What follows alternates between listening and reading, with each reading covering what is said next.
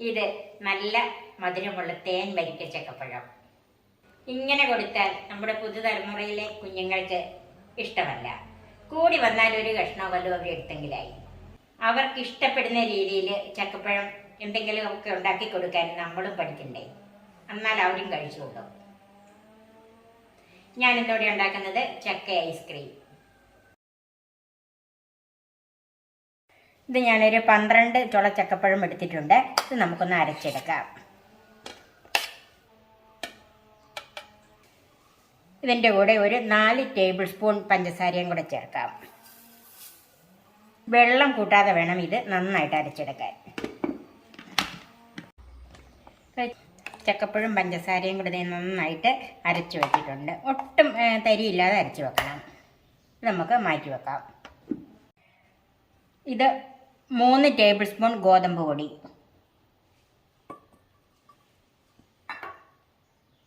1/4 cup പാൽപ്പൊടി, 3 table spoon പഞ്ചസാര, 3 cup പാല്. കുറച്ച് പാല് ചേർത്ത് ഇതെല്ലാം കൂടി ഒന്ന് കലക്കി വെക്കണം.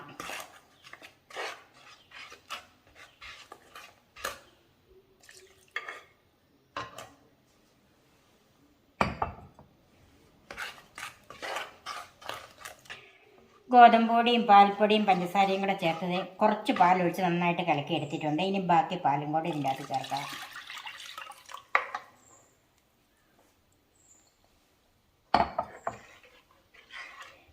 ഇനി ഇതൊന്ന് കുറുക്കിയെടുക്കണം.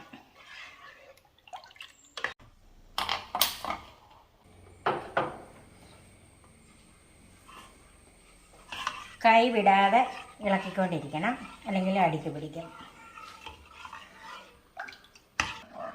മീഡിയം ഫ്ലെയിമിലാണ് തീ ഇട്ടിരിക്കുന്നത്. ഇടയ്ക്കൊന്ന് കുറച്ചിട്ട് കൊടുക്കണം. ഹൈ ഫ്ലെയിമിൽ വെച്ച് ഇത് തിളപ്പിച്ചെടുക്കരുത്, കാരണം ഇത് പെട്ടെന്ന് അടിക്കും പിടിക്കും, വല്ലാണ്ടങ്ങ് കുറുകി പോകും. ഇപ്പോൾ ഒരു 6-7 മിനിറ്റ് ആയിട്ടുണ്ട്. ചെറുതീയിലും മീഡിയം ഫ്ലെയിമിലും ഒക്കെ വെച്ച് ഇത് കുറുക്കിയെടുക്കാൻ തുടങ്ങിയിട്ട് കുറുകി വരുന്നത്. ഒത്തിരി അങ്ങോട്ട് കുറുകി പോകണ്ട. അങ്ങനെ കുറുകി പോയെന്നാൽ ഒരു കാര്യം ചെയ്താൽ മതി, മിക്സിയിലൊന്ന് അടിച്ചെടുത്താൽ മതി.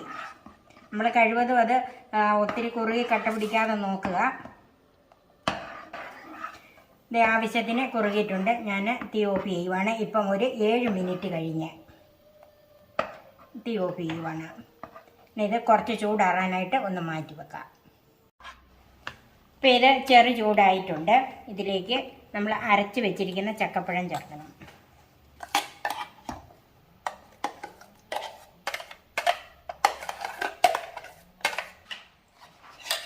ഇത് നന്നായിട്ട് മിക്സ് ചെയ്യണം.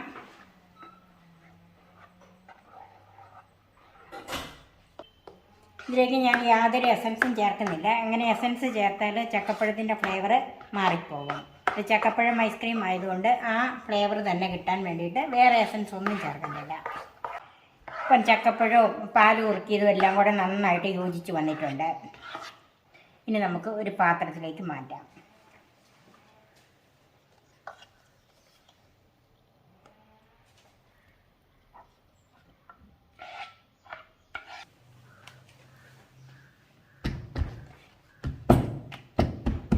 ഇപ്പോൾ ഇത് നന്നായിട്ട് തണുത്തിട്ടുണ്ട്. ഇനി നമുക്കിതൊന്ന് അടച്ചു വെക്കാം.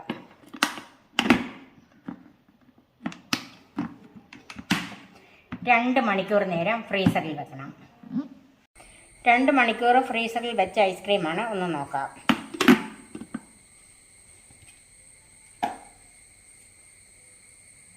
ഇത് കട്ടിയായി വരുന്നതേ ഉള്ളൂ.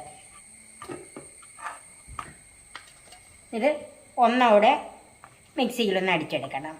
മിക്സിയിലേക്ക് മാറ്റാം.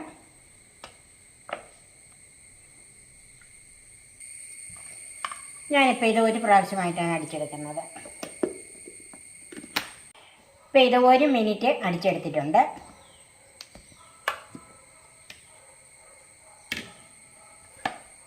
ഇപ്പം കണ്ടോ, നല്ല ക്രീമി ആയിട്ട് വന്നിട്ടുണ്ട്. ഇങ്ങനെ അടിച്ചെടുക്കുന്നത് ഐസ്ക്രീം നല്ല സോഫ്റ്റ് ആകാൻ വേണ്ടിയിട്ടാണ്. ഇത് ഞാൻ ആദ്യം എടുത്ത ഈ പാത്രത്തിലേക്ക് തന്നെയാണ് ഒഴിച്ചു വെക്കുന്നത്.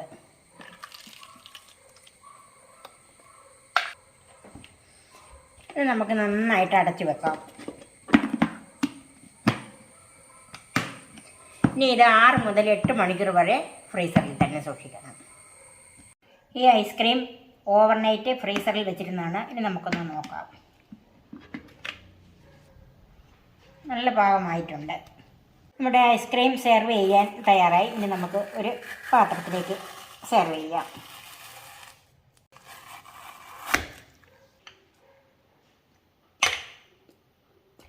വളരെ ഹെൽത്തിയും സ്വീറ്റിയുമായ ചക്കപ്പഴം ഐസ്ക്രീം റെഡിയായി. നമുക്ക് ഇങ്ങനെ തന്നെ സെർവ് ചെയ്യാം.